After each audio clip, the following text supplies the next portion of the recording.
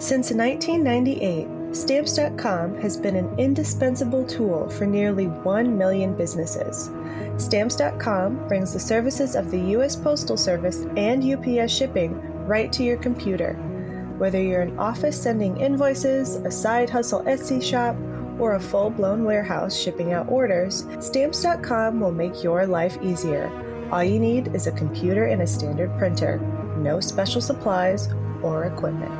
Within minutes, you're up and running, printing official postage for any letter, any package, anywhere you want to send. And you'll get exclusive discounts on postage and shipping from USPS and UPS. Once your mail is ready, just schedule a pickup or drop it off. No traffic, no lines. Cut the confusion out of shipping. With Stamps.com's new Rate Advisor tool, you can compare shipping rates and timelines to easily find the best option. Save time and money with Stamps.com. There's no risk.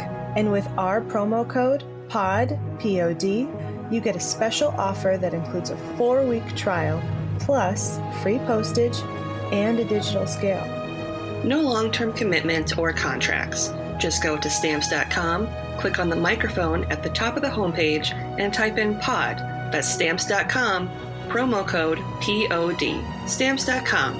Never go to the post office again. The Oracle Network.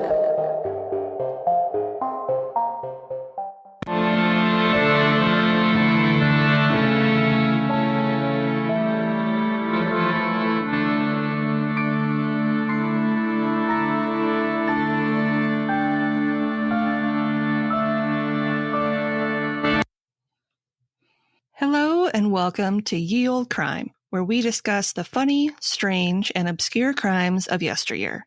I'm your host, Lindsay Valenti, and with me is my sister and co-host, Maddie Stengel. Hello. Hello. How are you? I am shveddy. Yeah, it's a pretty shveddy day in Minnesota for early October. It is. All right, this is week 2 of Spoopy Month. Spoopy Month. And today, we are going to be discussing Marie Laveau, the Voodoo Queen. What? You're going to take her on? Mm-hmm. Dang. I admire you. She's quite the story. Yep. You should, do you give like a little intro on like all of the pop culture references recently she's been a part of? So it's like if you haven't heard about her, but you've watched American Horror Story, you've totally heard about her. Yeah, pretty much her character in American Horror Story has nothing to do with her as a person. I know, but that's probably where you would have heard of her. Yep. Prior to this. I feel like it was something else too, but I can't remember. I'm sure there was. Ooh, yeah. The Women Who Kill. She was on a very early episode of Women Who Kill on ID, Discovery ID. That's interesting. I don't think she actually killed anybody, but what do I know? I'm not a historian. They go through women who have that kind of thing, and they talk it out. So information was pulled from the following sources: a 2021 All That's Interesting article by Gina DeMuro, a 2021 Southern Living article by Megan Overdeep, 2012 Go NOLA article by Liz Ganest Smith, a 2012 History of American Women blog post, Atlas Obscura, a Britannica article by Chantrell P. Lewis, Genie.com, Ghost City Tours, and Wikipedia. Nice. And links to all of these articles will be included in the show notes. Marie Catherine Laveau was born in colonial New Orleans, or the French Quarter, as it's known today, as a free woman of color on September 10th, 1801, to parents Charles Laveau and Marguerite de Cantel.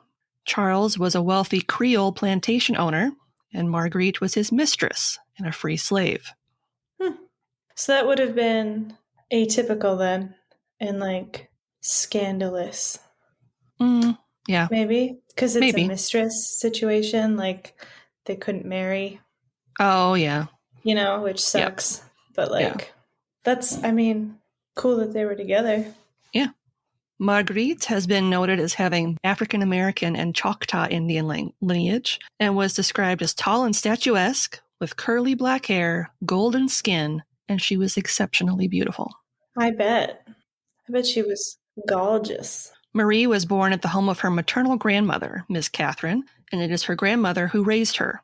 Marie was the first of her family to be born free, and her great-grandmother came to New Orleans as a slave from West Africa in 1743. And her grandmother Catherine had been purchased by a free woman of color named Francoise Palme.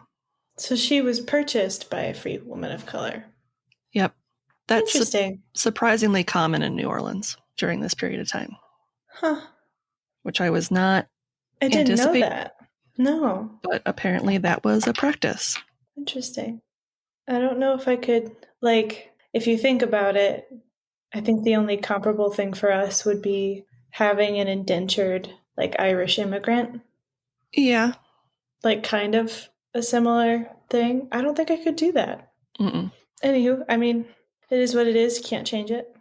Catherine was eventually able to purchase her freedom and build a small home in the French Quarter where she lived with Marie, who would inherit it and continue to live there after her grandmother passed. Nice.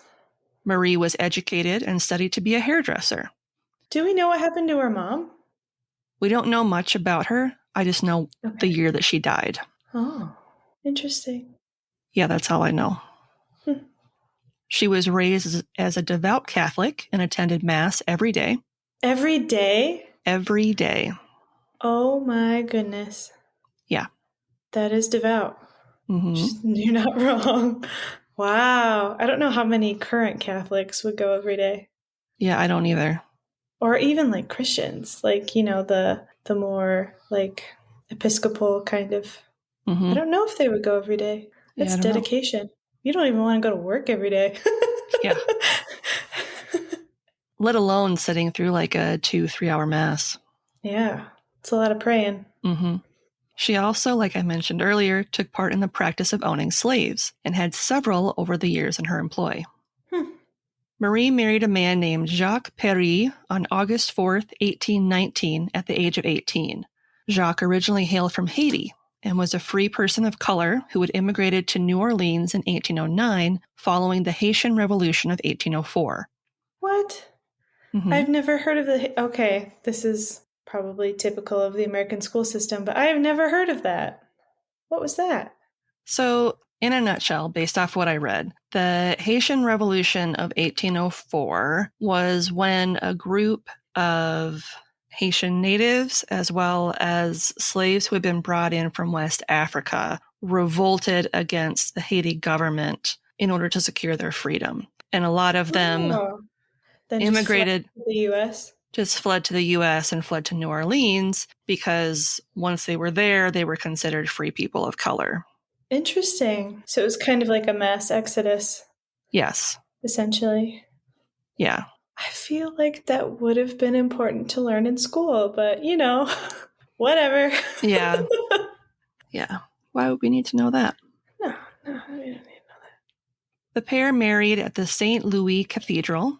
The Mass was performed by Father Père Antonio de Sadella, who was a Capuchin priest. And I had a hard time figuring out what that exactly meant. Yeah. But it's a type of Franciscan friar and was one of the oldest forms of Episcopalian, I think.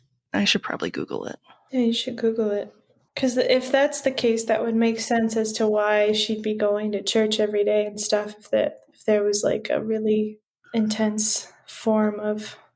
It's a religious order of Franciscan friars within the Catholic Church that started as early as 1528. Dang. And they practiced a stricter observance of the rules established by Francis of Assisi in 1209. So this would kind of explain why she was so devout in Catholicism. If she went to Mass every day, it's because of this subset of Catholicism. That makes sense. Because the strictness, too, would also naturally kind of give way to more consistent prayer and practice. Yep. Okay. Interesting. Okay. And since I'm Googling things, for the Haitian Revolution... It lasted from 1791 to 1804. Dang. making it the first independent nation in the Caribbean and the second democracy in the Western Hemisphere. Impressive. And the first Black republic in the world. Way to go, Haiti. It was basically it was a series of conflicts to overthrow the French regime in Haiti by the enslaved people of Africa and their descendants who had been brought over by the French. They were doing an uprising in order to take control back of the country from the French. And it didn't take very long. 6 years? No, it was 1791 to 1804. So 13 years. Never mind. 13 years. Never mind. But still, that's probably one of the more shorter revolutions out there. Yeah. Good for them. Moving on, Marie's father stood with her at her wedding and signed the marriage contract on her behalf. Her father, Charles, even though he never officially declared himself as such on any legal documentation regarding her birth. Gross. Gifted, well, I know. because she was his child with his mistress. I know. He gifted her and her new husband a home that he owned on what is now North Rampart Street, which is pretty cool. I bet it was really nice. Probably. If it was one of his homes. Yeah. Homes is plural. Considering he was a plantation owner, yes, I'm sure it was. Right. It's no tenement home. Yeah. By 1822, the couple were living on Dauphin Street, and Jacques was listed as a cabinet maker in the city directory from that year. Nice. The pair had 2 daughters, Marie Angélie on February 13th, 1823. Mm-hmm. Angélie passed a few years later in 1830 at the age of 6. And Félicite, who was born November 15th, 1824. And she also passed at the age of 5. Both girls died in 1830, and I'm assuming it's from yellow fever, because that hit New Orleans pretty hard again that year. Throughout the 1800s, yellow fever came and went in fits and starts throughout New Orleans because they didn't have very good irrigation systems. Yeah. So it was pretty common during this period of time. Gosh, it would just be awful to go back in time and just see all of the children. Like, so many children died back then. Ugh. Jacques went missing and was presumed dead sometime between 1820 and 1824. Accounts differ on the exact year. So 6 years before the girls died. I'm assuming it had to have been probably closer to 1823 because Félicite was born in November of 1824, which means she would have had to have gotten pregnant in 1823. Yeah. So I'm going to say he went missing in 1823. Okay. Based off math. Math and pregnancy. Math and pregnancy, which also has a pretty set and defined number as far as how long that takes as a general rule. So the general timer stays the same. Yeah. So we're going to say around 1823 he went missing. Okay. And he was later presumed dead. Bummer. Marie insisted that he had died and went by the name of Widow Paris, which was the custom of the time. Okay. Following his quote-unquote death, Marie worked as a hairdresser for the wealthy white and Creole women of New Orleans. Nice. As we know, hairdressers have long been seen as confidants, and Marie was no exception. Yeah, I bet she heard some shit. Her clients would confess to her their most intimate of secrets, from tales about husbands and lovers to their families and estates, not to mention business affairs and their husbands' mistresses. Ew. I bet that was wonderful, though. Yep. As long as it wasn't about you, you were like, solid. Tell me more. I mean, Real Housewives is the same concept. Pretty much. Marie also worked as a nurse and healer, and she would administer aid to prisoners on death row, as well as treat clients in her home. Interesting side job. Mm-hmm. It comes back into play later on in her life. Yeah, I bet. My husband went missing and is probably dead. Also, I feed prisoners, but that's not correlated at all.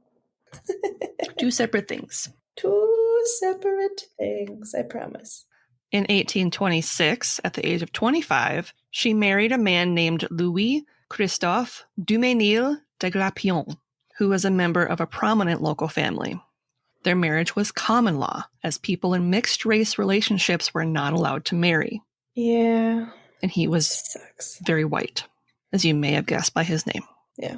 Louis was born in 1789 and one of 3 children to parents Chevalier Christophe de Glapion and Jeanne Antoinette Rivard. At the time of their common law marriage, Louis was 37 while she was 25. Ew. Okay. So not that much of an age difference. Like, we've definitely seen larger age differences over the years. But still, he was older. But still, he was older than her. Yeah. Fun fact, even though they never formally married, Marie had 7 children with Louis in rather quick succession. Dang. 3 of which passed during the number of yellow fever outbreaks that occurred in New Orleans. Oh. 3. Oh. So now she's had 5 children die. Mm-hmm. Oh. Célestin Albert, whose birth date doesn't make sense, so I didn't include it, because it basically was saying that he was born the same year that his dad was, and I was like, that doesn't make sense. That is not correct. That is not accurate. So we'll just say he was born at some point, because that's all we know. Yeah, fair enough. Daughter Marie Philomene on February 2nd, 1827. Marie Louise, who went by Caroline, in 1828. She died the following year. Francois Auguste in 1834. He died the same year. Arcons in 1844. Died the following year. And Marie Eloa Euchariste. And there was no confirmed date of birth. So I have no idea when she was born. And this one. And this one, who had a really fun name, but that's all I know about her. And you may notice that I only named 6 children. Yeah. I have no idea what is up with the other one. I couldn't find any information on what gender it was or any clue as to when they may have been born.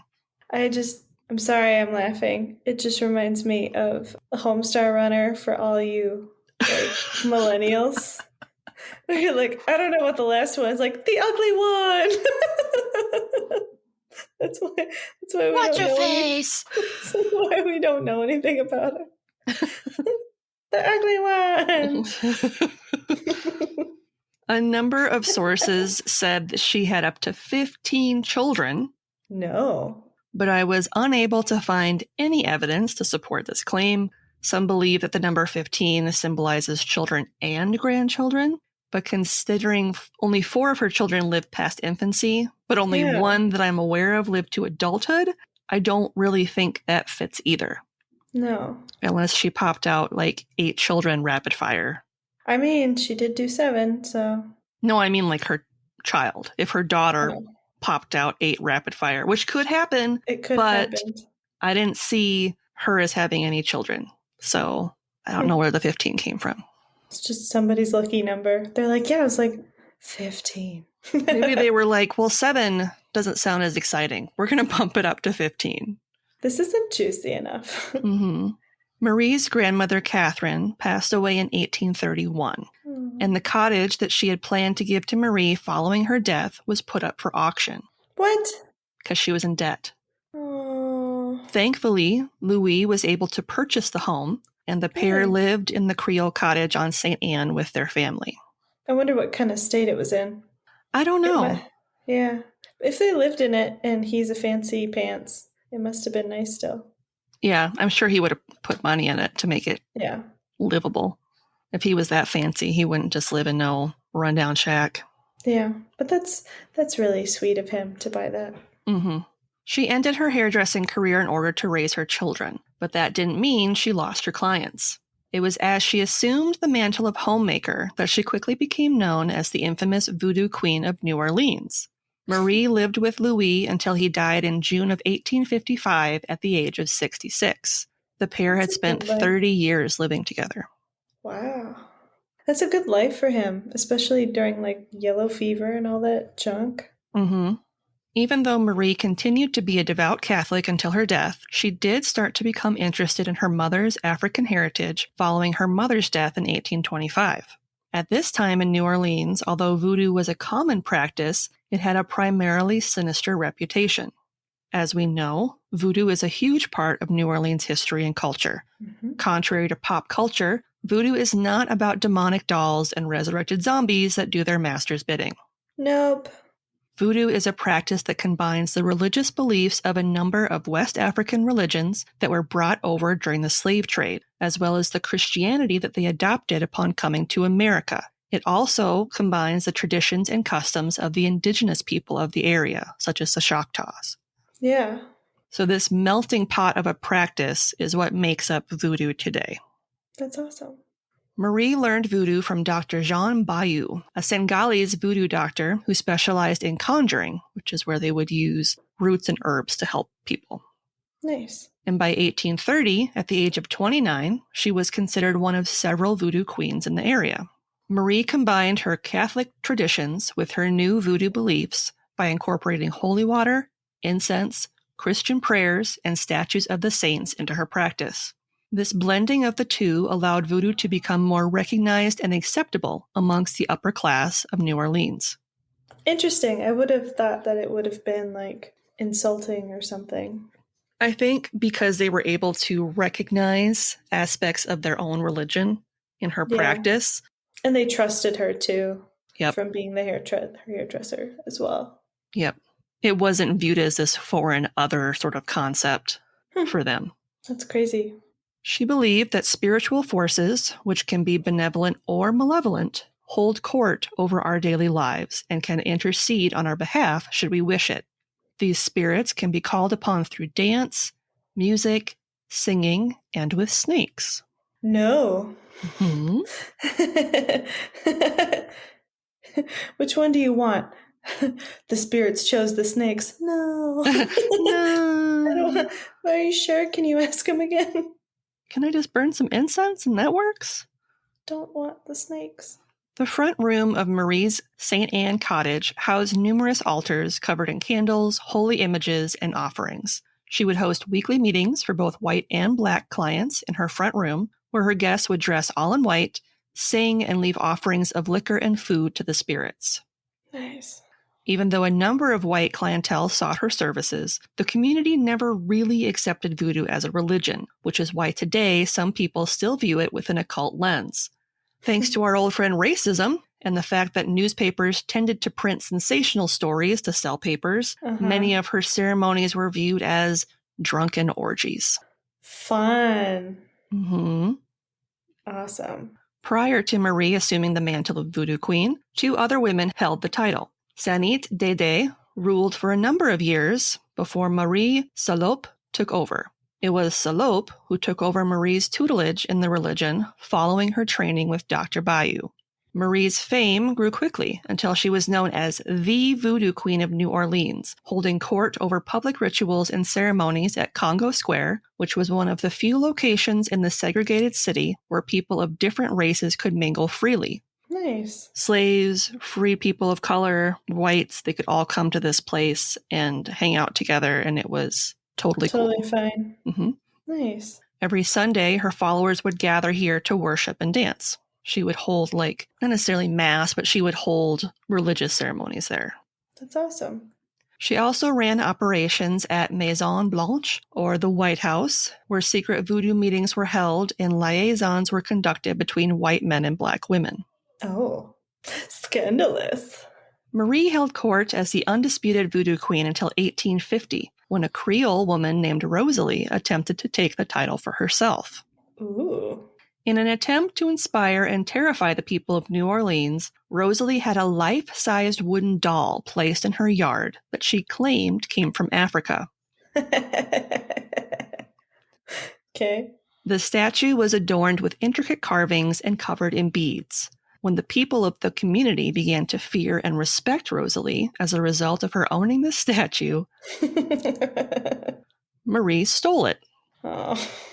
Although Rosalie took her to court over it,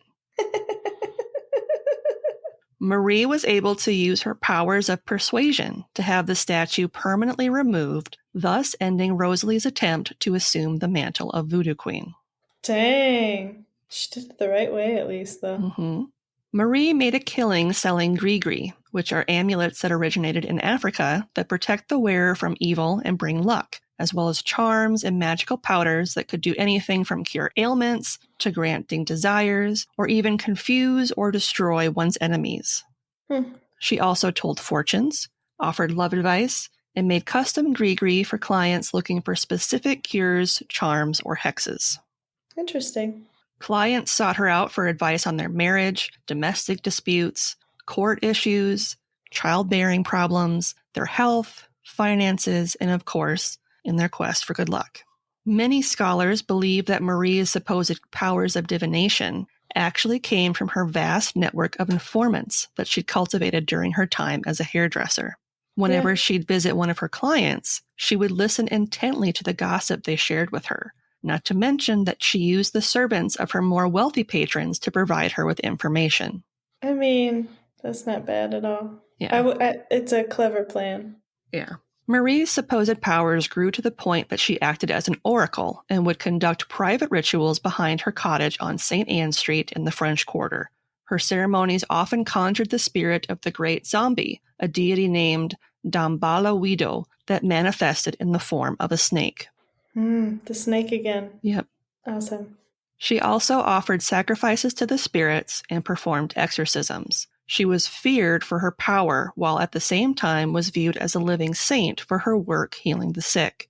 Rich and poor alike sought her aid to gain power, become famous, become pregnant, exert control over their lovers, and even gain revenge over their enemies.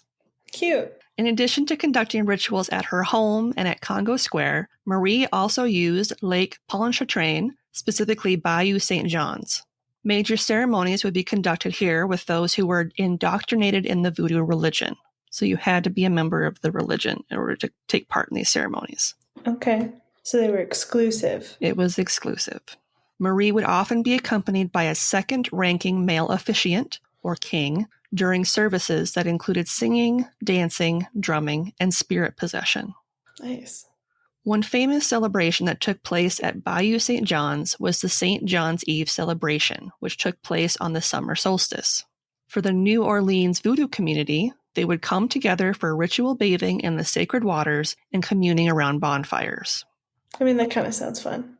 Yeah, I don't see anything wrong with that. It sounds fun. Bathe in the moonlight and have a bonfire because it's cold because you just bathed in the moonlight.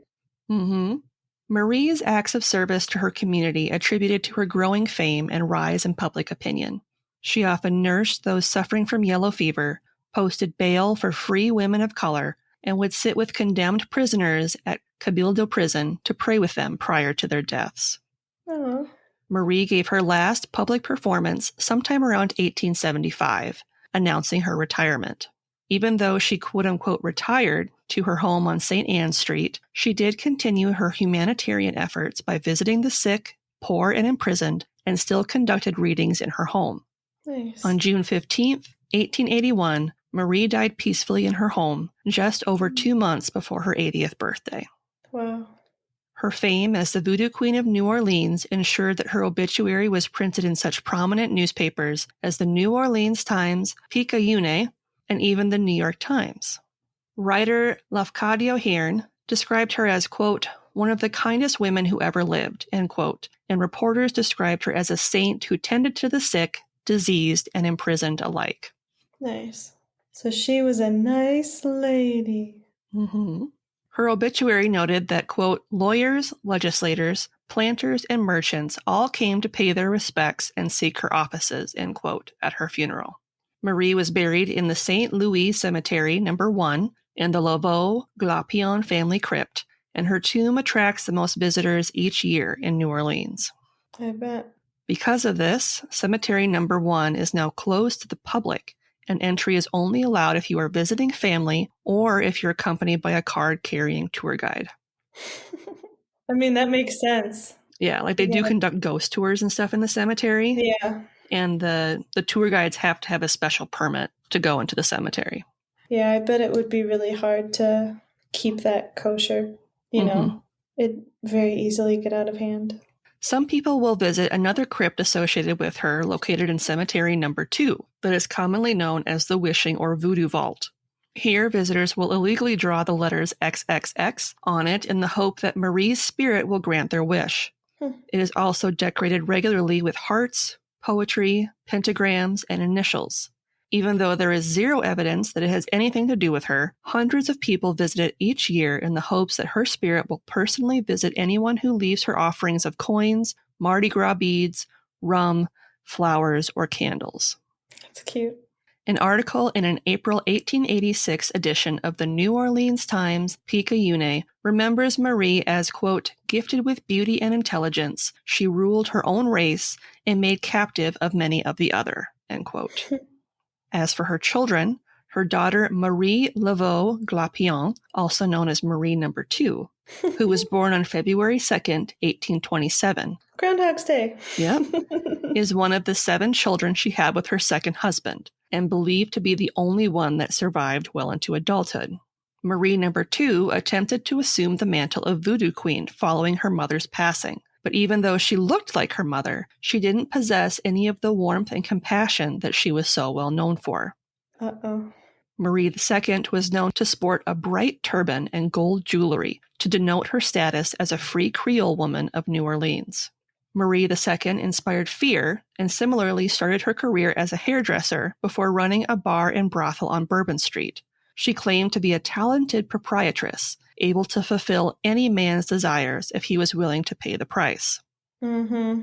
She held lavish parties at the Maison Blanche, where the champagne flowed, fine food and wine were the norm, and naked black women entertained white men, politicians, and high officials with their dancing. I mean, get it. Even though the debauchery was well known, the police steered clear of Marie II, fearing her retribution. Oh, no. Yeah.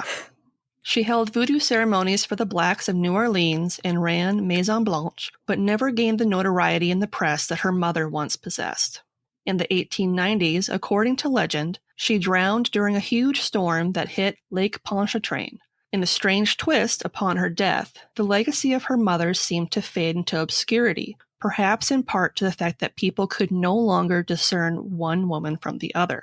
So their stories kind of merged together. I mean, that makes sense with the same name and with word of mouth. Regarding the mystery of Jacques Perry, Marie's first husband, in 2019, an LSU archaeology doctorate candidate named Kennetha Harrington believes she found what happened to him.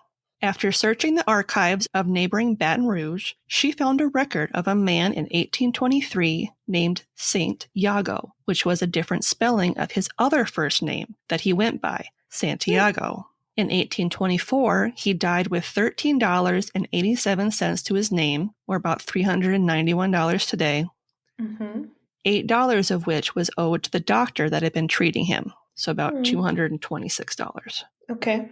Jacques was buried in St. Joseph Catholic Cemetery in Baton Rouge in an unmarked grave.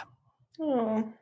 And that is the story of Marie Laveau, the Voodoo Queen of New Orleans. I like her. I love how she was like super sassy with her competition. That's hilarious. Yeah. Like, hell no. Get that baby off your lawn. I'm gonna burn it. I'm going to sacrifice it to the great zombie, and a giant snake is going to rise from its ashes. Yep. Hi, my name is Jules, and I'm the host of Riddle Me That True Crime, which focuses on unsolved murders and disappearances, where I often do so with the help of family members, where they come on and tell their stories, and oftentimes with experts. I'll usually present the story over a multi-episode story arc. Sometimes I'll do one-off episodes like one I covered recently, which was the tragic and very suspicious death of 14-year-old Noah Donahoe in Belfast, Northern Ireland. So Noah went off on his bike one day. It was Father's Day, the 21st of June, 2020, amidst lockdown. He rides his bike and he's going to Cave Hill Park to meet friends, and something along the route causes him to get derailed. He ends up in an area that he's unfamiliar with and has no business being in, given that he is a Catholic schoolboy and this is a loyalist area. So it takes just under a week until Noah's body is discovered. He's discovered unclothed in a storm drain, and the PSNI comes out with a preliminary conclusion of accident. Mind you, this is before an autopsy has been done to determine manner of death or cause of death. and also before the forensics has been run. The family is screaming out for justice. I really hope you will join me on Riddle Me That True Crime, which you can listen to anywhere you get your podcasts. This week's podcast plug is the Oracle Network Podcast of the Month, the Riddle Me That podcast. Nice. Congratulations on being the podcast of the month. Good job, Jules. Riddle Me That is hosted by Dr. Jules, who is a true crime and mystery enthusiast with an academic background. She is a doctor. She's got a doctorate. Who takes a deep dive into the facts of unsolved cases, disappearances, and mysteries. The occasional solved case will be thrown in for good measure, but if you love things mysterious, you are going to love Riddle Me That. Nice. And we'll have a link to it in the show notes. I was able to be a guest on her show once upon a time, and we discussed the Sodder children case. Ooh, that's a good one. That was a fun discussion. Yeah. I think the mob had something to do with it. Yeah. But that's just me. Guess you'll have to go listen to find out what she's talking about. That's right. And this week's listener question comes from our friend Dustin at the Sandman Stories Presents podcast. Hello. Hello, Dustin. And he wants to know, what is the cruelest punishment of the old days? Drawing and quartering? Yeah, that was pretty bad. Ooh, the stones were pretty bad too, though. Being stoned or pressed to death? Pressed. Being pressed to death, yeah, that's pretty bad too. Yeah. The first thing that came to mind when I read that was the Iron Maiden. Yeah. Didn't they do something weird with thumbs too? Oh yeah, they would press your thumbs and like break them. Yeah. And they would typically do that when you were in the stocks. The hungry rat in the cage. Oh God. They did lots of bad things. Because I think with the rat you'd be able to live through that a lot longer than you'd want to. Yeah. Maybe that's the worst one. Being eaten alive by rats. Yeah. Like in a controlled way so that you just, it's not slow. Oh my God. Yeah. Yeah, I think that one takes over Iron Maiden. Yeah. I think it also takes over being drawn and quartered because eventually you just like pass out and die. Yeah. And being pressed, you pass out. After you get crushed. You can't breathe. Ugh. Gross. Thanks. Thanks, Dustin. What a horrible question. Thank you. I hope you found our answers satisfactory. Don't be sad. Be glad that we answered your question. Mm-hmm. So what is something good you would like to share this week? I got a car. Yay! Tell them the story of your last car. Yeah. Because that's an interesting story. I suppose I can't be triangulated now. So the car I had to give away, which was very sad, was a 2011 Chevy Cruze. And I had been gifted that car. Well, actually, I won the car from Conan O'Brien. And when he moved his show to TBS, he had like a sponsorship thing with Chevy when they had just come out with the Cruze. And it was a 20 pine tree air fresheners in 20 nights sweepstakes. So you would get pine tree air freshener in a brand new car case. And I entered once while watching his show and trying to stay awake for studying. And I was winner number 16 out of 20. And it was a very surreal experience because they like called me and said I won. And I thought they were like pranking me. And then I had to get stuff notarized. And then the notary was like, this is so exciting. I was like, I still don't know if this is real. And then I got to like pick out the color and stuff. And they built it and they dropped it off like 4 months later. And that has been my car since. And it got me through college and it got me through several moves and hard winters, and the transmission was finally going out. So it was sell the car now or have it be free later. So I got a new car today, and it was technically the first time I've ever purchased a vehicle, which was the scariest thing ever. Yeah. Isn't buying a car scary? I almost threw up 3 times. That's awesome.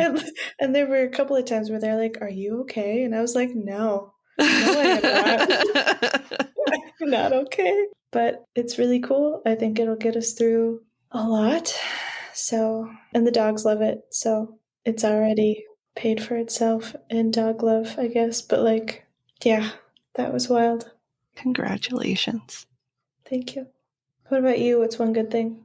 So Thomas listens to this, so I gotta phrase this in a certain way. Oh, no. Thomas very kindly printed me a 3D mount from my mic. Yeah. And this is something that I had been wanting to do for a while, like since my desk was downstairs and my office was downstairs in the basement. Yeah. He surprised me with it today. He just kind of like threw it at me and he was like, catch. I was like, what? And I was like, oh my God, yay. So I am now recording with my mic mounted to my wall as opposed to attached to my desk like it has been forever. Mm-hmm. So whenever you'd hear the like bonging sound of me bumping into the mic stand, hopefully I won't have that anymore unless I try to hit the mic, or in case I like purposefully set my drink down a little too hard on the desk and it picks up. Right. But that was something that had been annoying me for a very long time because I would try to edit that sound out of the audio so you wouldn't hear the like boom noise of like my cup hitting my desk and like making it vibrate or anything else. And now hopefully I won't have that issue anymore. Because there were times when I couldn't edit it out because I'd be in the middle of talking, or you'd be in the middle of talking, or someone would be in the middle of talking. And I was like, God damn it. So. That's awesome. Thanks, Thomas. Thank you, Thomas. I love you. Thank you for fixing things. I love you too, but in a different way.